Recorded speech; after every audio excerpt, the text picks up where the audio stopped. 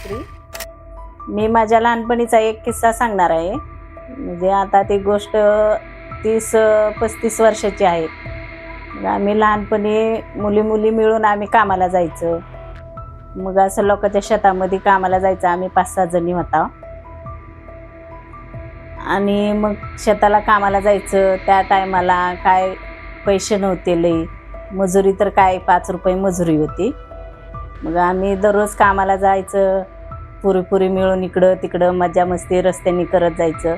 दिवसभर काम करायचं, संध्याकाळी 6 वाजता यायचं. असं करत करत श्रावण महिना आला आणि श्रावण महिना आल्यानंतर मग त्या पुरी 16 सोमवाराचं व्रत करत होत्या. मग त्यांचे 2 उपास झाले सोमवाराचे, 16 सोमवारचे.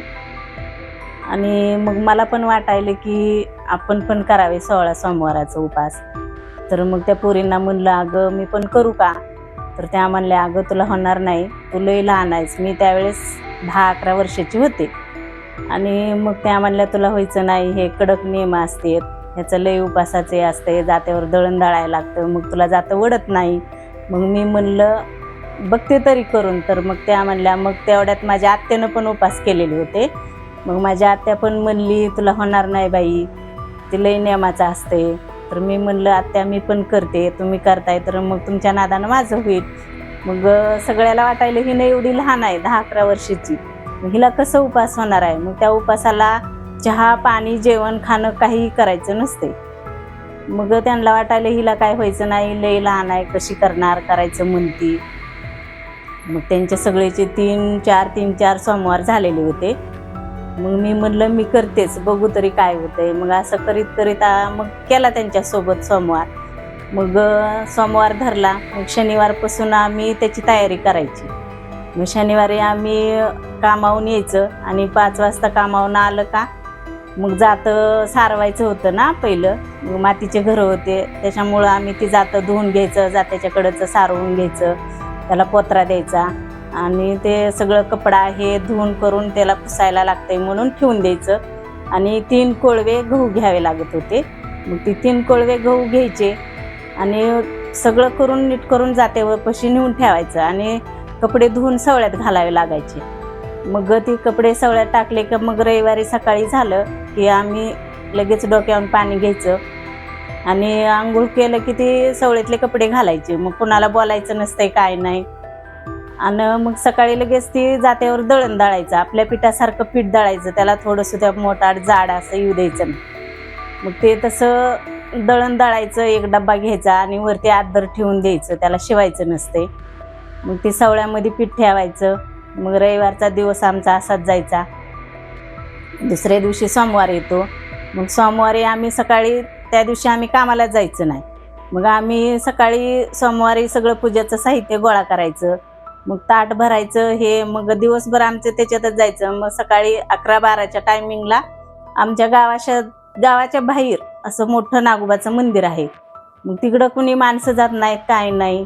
मग एवढं मोठं मंदिर आहे नागोबाचं आणि तिथे एक पूर्वी काळीचे एक घुमट म्हणून आहे आणि त्या घुमटात महादेवाचं मंदिर आहे. मग आम्ही बेल आणायला जायचं. मग 2-4 जणींनी जायचं, एक जण झाडावर चढायची बेलाच्या आणि आम्ही 2-3 जण खाली राहायचं. मग गेलं की आम्ही पहिल्यांदाच महादेवाच्या मंदिरात पाया पडायला जायचं.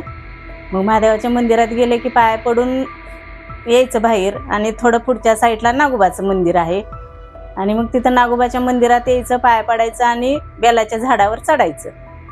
मग एक जणीनं बेलाच्या झाडावर चढायचं आणि आम्ही 2-3 खाली, तिनं बेल काढून टाकायचा, आम्ही ते बेल उचलून गोळा करून ठेवायचा.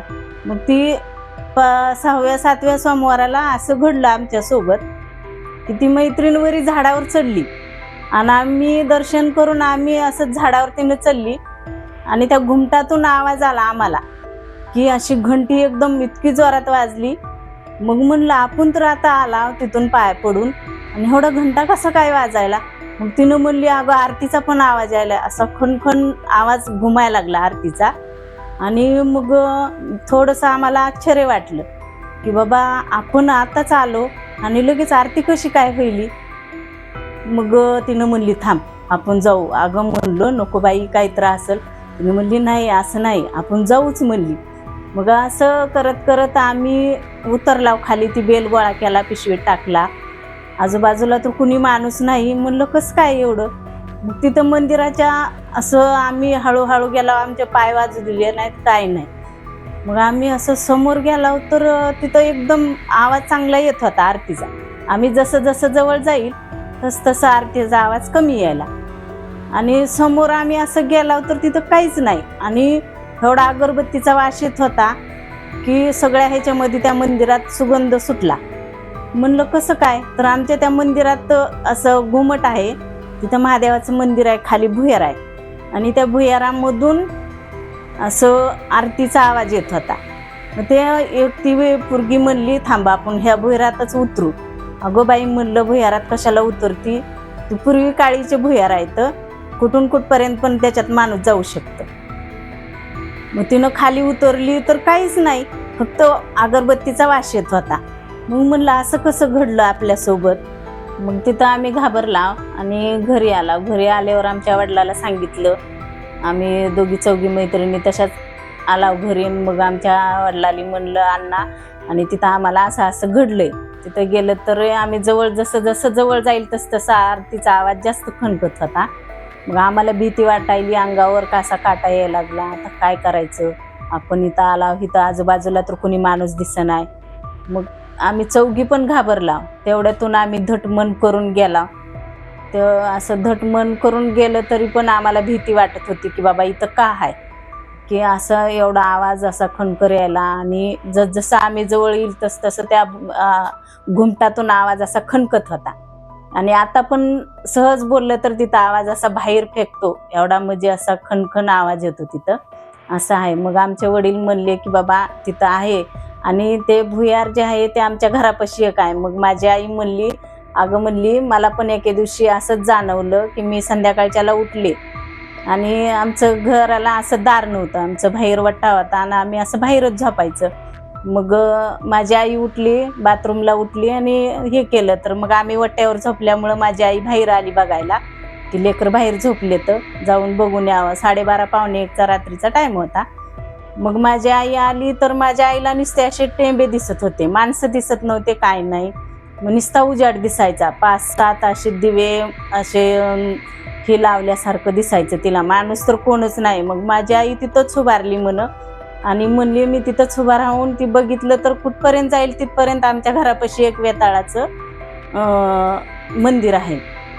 मंदिर म्हणजे असे वेताळ आहेत पण मोठे मोठे खूप, तिथं 7 दगड आहेत मोठे, मग त्याला आम्ही वेताळ म्हणायचं. आणि वेताळापाशी एक भुयार आहे आणि तिथं एक भुयार आणि गुणई म्हणून एक आहे देव, तिथं एक भुयार आहे. आम्ही त्या गुणईच्या ह्याच्यामध्ये आम्ही खेळत खेळत आम्ही लपायचं. मग असं लपलं तर माझ्या आई म्हणली, तिथं जात जाऊ नका, तिथं पहिलं पूर्वीचे राकेशाने ती बांधलेली आहेत म्हणली ती भुयार. आणि ह्या भुयारातून जर माणूस खाली गेलं तर डायरेक्ट त्या नागोबाच्या मंदिरापाशी निघते. आणखीन पण आहे तिथं, असं चमत्कार होतंय म्हणली माझी आई. तर म्हणली असं कुठं लपायचं नसतंय, काय नाही, खाली कुठपर्यंत पण गेलं तर माणूस तसंच खाली जातंय म्हणली. आणि काय करायचं, खालच्या खाली वडलं कुणी तर पूर्वी काळीचं तसं होतं म्हणत. तिकडं त्या नागोबापाशी बसलं की खाली माणूस इकडं आमच्या गावात यायचं. आणि ते मग नागोबाचं मंदिर गावाच्या बाहेर आहे. तर माझी आई म्हणली, मला पण असं घडलेलं आहे की मला पण दिसलेलं होतं आणि हे दिसतंयच म्हणली कुणाला पण, ज्याच्या नशिबात आहे त्याला ती टेंबी दिसते. तर माझ्या आईला तसं दिसलं होतं. मग माझी आई म्हणली, आता ह्याच्या पुढं तुम्ही 12-1 वाजच्या टायमाला दुपारच्या तुम्ही जायचं नाही नागोबाला.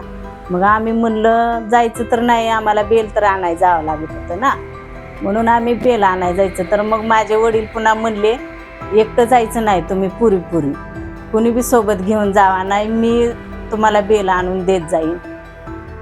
कसं असतंय म्हणले, पुरी तिकडं माणूस नसते, काय नाही. आणि खूप ती असं माळावरती असल्याने तिथं गुराखी सुद्धा लवकर येत नाहीत.